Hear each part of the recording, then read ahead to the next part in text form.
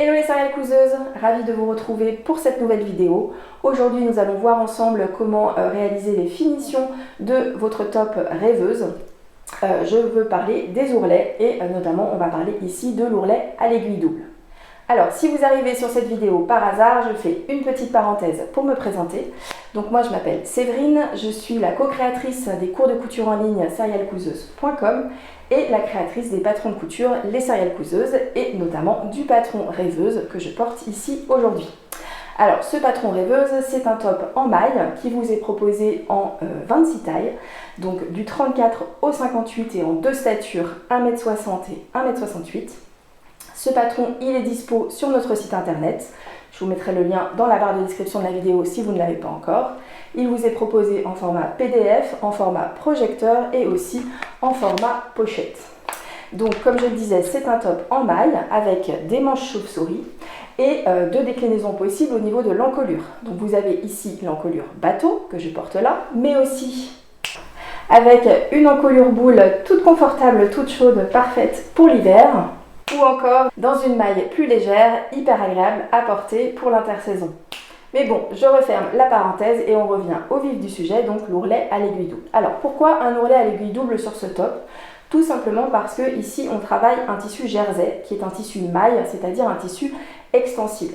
Et de la même manière qu'on a fait nos coutures d'assemblage au point zigzag ou à la surjeteuse pour qu'elles soient extensibles, l'ourlet lui aussi va devoir avoir une couture extensible. Tout simplement pour que quand vous enfilez votre top ou quand vous bougez avec, vous ne risquiez pas de craquer la couture de l'ourlet. Alors pour faire un ourlet extensible, deux solutions. Soit vous faites votre ourlet à la recouvreuse, donc qui est la machine que vous voyez ici derrière moi, qui est une machine spécifique qui sert à faire des ourlets extensibles. Soit, et ce sera je pense le cas de la plupart d'entre vous, si vous n'avez pas de recouvreuse, vous allez pouvoir faire cet ourlet à l'aiguille double à la machine à coudre, en machine à coudre familiale classique. Donc dans cette vidéo, je vais vous expliquer comment choisir votre aiguille double, comment enfiler votre fil, enfin plutôt vos fils pour utiliser l'aiguille double, et bien sûr ensuite comment l'utiliser, comment régler, comment avoir une jolie couture. Voilà, je ne vais pas être plus longue dans cette intro, on passe directement à la machine à coudre et je vous explique tout ça. Concernant l'aiguille double en elle-même, faites bien attention à choisir une aiguille double stretch, c'est écrit ici. En général, les aiguilles qui sont fournies d'origine avec les machines à coudre sont des aiguilles standards, donc pensez bien à prendre une aiguille stretch puisqu'ici on travaille sur un tissu jersey. Ensuite, vous avez deux écartements possibles, donc soit un écartement de 4 mm comme celle-ci, soit un écartement de 2 mm et demi comme celle-ci. Donc là, vous allez simplement choisir en fonction de l'épaisseur de votre tissu. Si vous travaillez du sweat ou un tissu lainage épais, prenez plutôt l'écartement de 4 mm. Si vous travaillez sur un tissu fin, comme c'est mon cas aujourd'hui, prenez plutôt un écartement de 2 mm et demi. Ça va vous éviter d'avoir un bourrelet en fait qui se forme entre les deux coutures. Donc moi, je vais prendre cette aiguille-là, aiguille stretch, 2 mm et demi d'écartement pour mon jersey très fin. Alors pour enfiler cette aiguille double, c'est très simple. Donc déjà il va vous falloir installer un deuxième porte-bobine. Donc vous voyez ici, moi j'ai un emplacement qui est prévu sur ma machine à coudre. C'est le cas maintenant de la plupart des machines modernes. Si vous n'avez pas ce deuxième porte-bobine, vous pouvez tout simplement utiliser un porte-bobine externe que vous allez placer derrière votre machine. Ensuite l'enfilage va se faire exactement comme vous le faites d'habitude. Donc vous allez faire le même schéma d'enfilage que vous faites d'habitude pour le premier fil, puis pour le deuxième fil. Donc là vraiment vous suivez le même chemin jusqu'en bas. La seule différence d'enfilage, elle va se faire ici en bas. Je m'approche pour que vous voyez bien. Donc vous voyez que j'ai au-dessus de mon aiguille ici un crochet, donc crochet dans lequel je passe un des fils, mais le deuxième fil, je ne le passe pas dans le crochet, je le laisse libre. Parce que si on passe les deux fils dans le crochet, on a un risque que le fil s'en mêle et que du coup le fil casse. Donc c'est la seule différence. Tout le reste de l'enfilage se fait de la même façon que d'habitude pour les deux fils. Et c'est seulement ici, au niveau du crochet au-dessus de l'aiguille, qu'on a un des fils qui reste libre. Ensuite, vous enfilez donc le fil dans le chat des deux aiguilles. Et donc si comme moi, vous avez un enfil aiguille, là malheureusement vous ne pourrez pas l'utiliser puisque avec l'aiguille double, l'enfil aiguille ne fonctionne pas. Il faut l'enfiler à la main, à l'ancienne, en chaussant les lunettes. Et ensuite, donc avant de commencer la couture, on va procéder au réglage du point.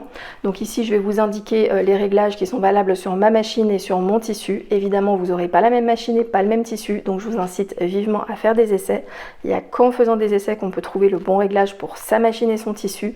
Donc vous faites vos essais évidemment sur votre tissu, vous prenez des chutes de votre tissu, vous les pliez en deux pour avoir un rendu proche de ce que vous aurez pour l'ourlet. Et vous faites des essais avec différentes longueurs de points, différentes tensions, jusqu'à trouver le point qui vous semble le plus joli et surtout le plus extensible. Il faut qu'on ait un vrai petit zigzag, ce qui se forme au dos, je vais vous montrer ça tout à l'heure.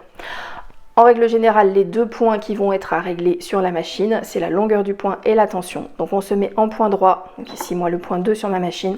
En général, on allonge le point à 3, voire 3,5, suivant les tissus là encore. Et on peut avoir parfois besoin de régler la tension. Donc là, c'est très variable suivant les machines, électroniques, mécaniques, etc. Sur certaines, il faut monter la tension, sur d'autres, il faut la baisser. Donc là, vraiment, il n'y a qu'en faisant des essais que vous trouverez votre réglage. Moi, pour l'instant, je vais le laisser à 4. Je vais faire un premier essai. On va voir ce que ça donne. Voilà, j'ai terminé mes petits essais. Donc, vous voyez, j'ai fait différents essais de différents réglages de longueur de point et de tension. Donc, mon essai final, c'est celui-ci, qui me convient bien. Donc là, je suis sur une longueur de point à 3,5 et une tension à 6, mais encore une fois, c'est très variable suivant le tissu et les machines. Donc votre point, il est bien quand vous avez évidemment un joli point ici sur l'endroit. Il ne faut pas que vous ayez de bourrelet qui se forme entre les deux coutures. Donc si jamais un bourrelet se forme entre les deux lignes, c'est certainement que votre point n'est pas assez long. Donc essayez d'abord d'allonger votre point et si ça ne suffit pas, vous baissez un petit peu la tension. Autre point important, c'est que vous ayez bien un petit zigzag qui se forme comme ici à l'arrière, hein, c'est ce zigzag qui va rendre la couture extensible et donc du coup vérifiez bien que votre couture est extensible en tirant sur votre tissu, en vérifiant qu'elle ne craque pas. Et donc c'est parti, je vais pouvoir coudre mes ourlets. Avant de passer mon ourlet à la machine, donc j'ai fait quelques petits préparatifs. Donc déjà ici moi j'ai décidé de surfiler le bas de mon ourlet tout simplement parce que j'ai un tissu très fin qui roulotte beaucoup. Donc c'est assez pénible à travailler sans le surfiler. Évidemment, c'est pas obligatoire. Si vous avez un tissu qui se tient bien, vous n'avez pas forcément besoin de surfiler puisque en général le jersey ne s'effiloche pas. Mais si vous avez un tissu qui roulotte, ça peut quand même un petit peu aider. Ensuite, j'ai donc préparé au fer mon repli, c'est-à-dire que là j'ai fait un repli de 2 cm tout le long que j'ai bien pressé au fer à repasser et que j'ai épinglé. Et donc maintenant je vais pouvoir passer à la couture. Avant de démarrer, je vérifie comment est-ce que je me place sur ma machine. Donc pour ça, je mets mon tissu au départ à l'envers pour voir quel repère je vais prendre. Donc moi ici, si je me place sur cette ligne-là, ça me permet d'avoir ici mon aiguille qui arrive dans mon surjet, donc vraiment au bord de mon ourlet, c'est très bien. Donc une fois que vous avez ce repère-là, évidemment vous vous remettez à l'endroit. Et c'est parti. Alors une chose importante à savoir pour l'ourlet à l'aiguille double, c'est qu'on évite de faire un point arrière au début et à la fin, tout simplement parce que à faire un aller-retour, on risque d'avoir les fils qui s'en mêlent et du coup qui cassent. Donc moi je laisse une bonne longueur de fil comme vous l'avez vu derrière. Et ensuite tout simplement je nouerai les fils ensemble, je vous montrerai comment faire ça tout à l'heure. On coud comme d'habitude, sans tirer, donc on accompagne le tissu, on le guide. Vous pouvez utiliser une règle ou votre doigt pour bien le guider et bien rester évidemment sur le repère que j'ai repéré. Donc je couds doucement et sans point d'arrêt. C'est parti. Alors ici, avant de terminer mon tour, je vais déjà rentrer et couper mes fils du démarrage pour éviter que tout s'en mêle. Donc là, vous voyez que du coup, j'ai 2 fils sur le dessus, un fil sur le dessous. Je vais passer en fait tous mes fils sur le dessous, sous l'arrière. Donc soit simplement en tirant ici mon fil de canette, j'ai mon petit fil de dessus qui apparaît. Donc simplement je prends la pointe d'une épingle et je tire. Et si vous n'y arrivez pas à le tirer, si par exemple il est un petit peu coincé dans le surjet, tout simplement vous passez du coup les 2 fils du dessus dans le chat d'une aiguille et avec l'aiguille vous passez de l'autre côté. Donc là ici j'ai maintenant mes 3 fils sur l'arrière, donc je vais les nouer ensemble, donc vous faites simplement un double nœud. Et ensuite soit vous coupez à ras, soit moi ce que j'aime bien faire parce que c'est encore plus propre, c'est mettre du coup les 3 fils dans mon aiguille et repasser tout ça dans l'ourlet. Comme ça, hop, j'ai caché les petits fils, je coupe à ras, et voilà. Et donc maintenant, je vais pouvoir terminer ma couture. Voilà. Alors petite astuce, si comme moi vous avez un jersey très fin qui a tendance un peu à vriller, n'hésitez pas à bien épingler, mais vous pouvez aussi utiliser un spray à base d'amidon, la marque Fabulon par exemple, hein, ou équivalent dans le rayon lessive du supermarché.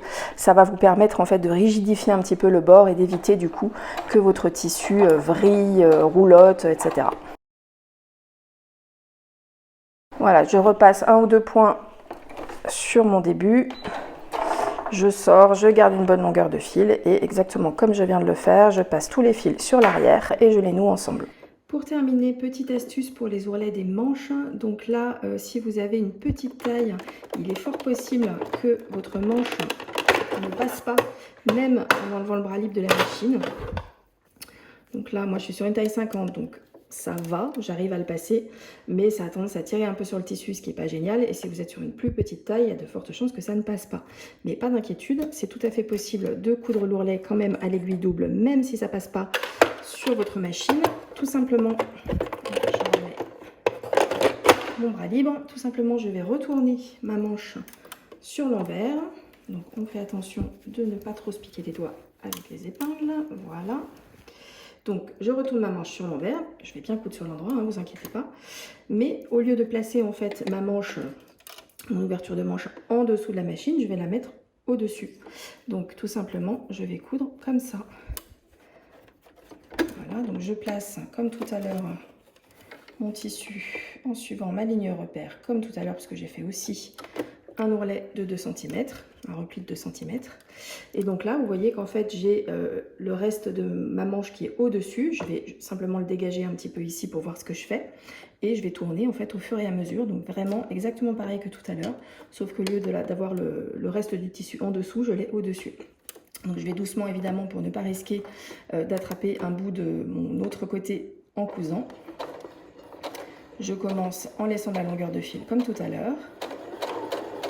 Voilà, et au fur et à mesure, en fait, je vais replacer ma manche comme ça, la faire tourner en fait, pour que ce soit toujours bien à plat devant. Et voilà, votre top rêveuse est maintenant terminée. Pensez bien au petit repassage final pour bien aplatir votre encolure et vos ourlets. Et surtout, n'oubliez pas de me faire de jolies photos et de me les envoyer avec le hashtag Patron Rêveuse. J'ai vraiment hâte de voir toutes vos réalisations. Je suis sûre que vous allez faire des merveilles. Sur ce, je vous donne rendez-vous très bientôt pour de nouveaux tutos et conseils couture. Si ce n'est pas encore fait, pensez bien à vous abonner à la chaîne pour ne pas les rater. En attendant, je vous souhaite de très belles cousettes et je vous dis à très bientôt.